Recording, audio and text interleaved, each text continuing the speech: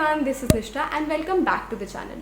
तो काफ़ी बच्चे मुझसे डीएम्स पे भी एंड कमेंट्स में भी पूछ रहे थे कि दीदी what is a good cut off for SSCBS, या मैंने इतने क्वेश्चंस अटेम्प्ट करे हैं, I am expecting a score something around this and this, तो क्या मेरा SSCBS में एडमिशन हो जाएगा या नहीं।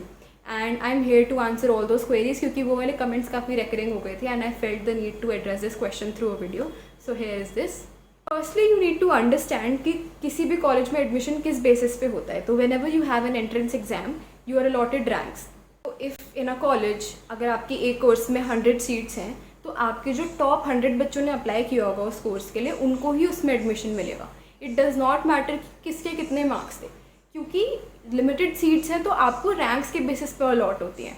तो इट ऑल इज़ रिलेटिव कि आपका रिलेटिव रैंक कितना है अकॉर्डिंग टू योर पीयर्स, आप किस पोजीशन पे स्टैंड करते हो, क्योंकि जितनी सीट्स हैं उतनी ही रैंक तक जनरली जो है सीट्स अलॉट होती हैं। तो what becomes important here is the percentile and not the percentage.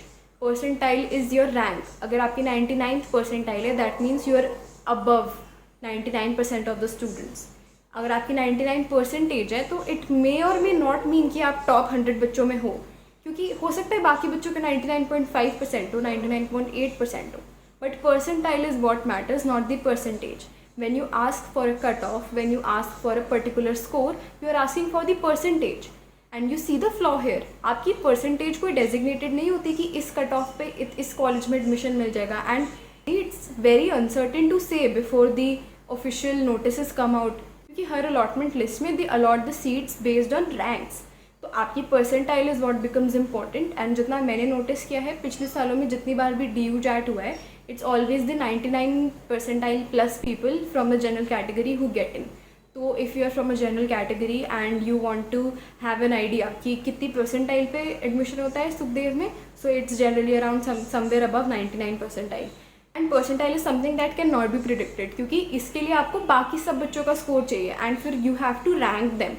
तो परसेंटाइल जो है वो आपको रिजल्ट के बाद ही पता लगेगी। And since CUET is happening for the first time ever, there is not even a benchmark. मैंने जो आपको 99 प्लस परसेंटाइल वाली क्राइटेरिया बताया, it is based on DU JAT of all previous years, but since CUET पहली बार हो रहा है तो यू गेट माई पॉइंट। कोई बेंचमार्क नहीं है जिसके अगेंस्ट मैं आपको बता पाऊँ कि इतना स्कोर कर लो या इतनी परसेंटाइल ले आओ। DU JAT में क्या होता था 300 प्लस एंड यूर सेफ, क्योंकि DU JAT का एक लेवल ऑफ डिफ़िकल्टी होती थी जो ओवर द ईयर्स मेंटेन होती थी, एंड ये माना जाता था कि उसी सेम लेवल ऑफ डिफ़िकल्टी में आउट ऑफ 400 आपका 300 मार्क्स स्कोर करना is a good enough score to get into Sukhdev.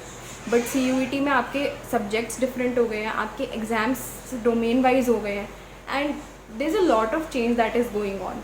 तो उस हिसाब से भी आपका स्कोर बताना एक कोई डेजिग्नेटेड काफ़ी मुश्किल हो जाता है।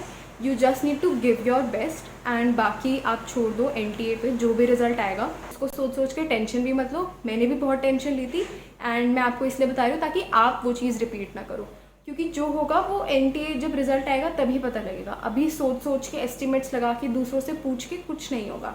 Just wanted to clear this one thing कि टेंशन फ्री रहो, जब रिजल्ट आएगा तब बात करते हैं, ठीक है। That is it for today's video.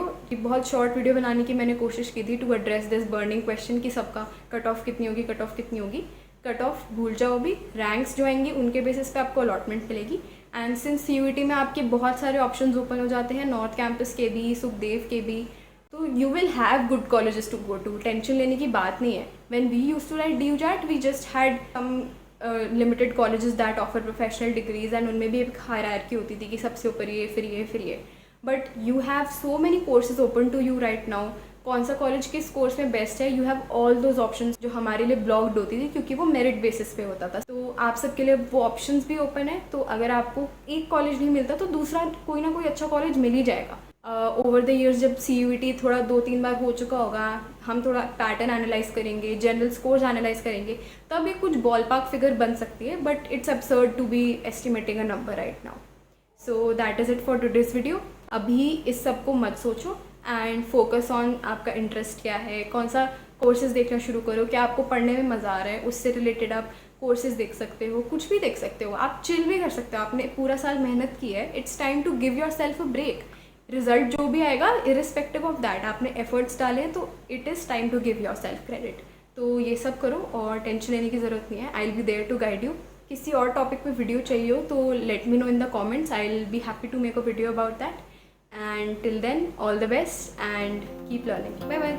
See you in the next one.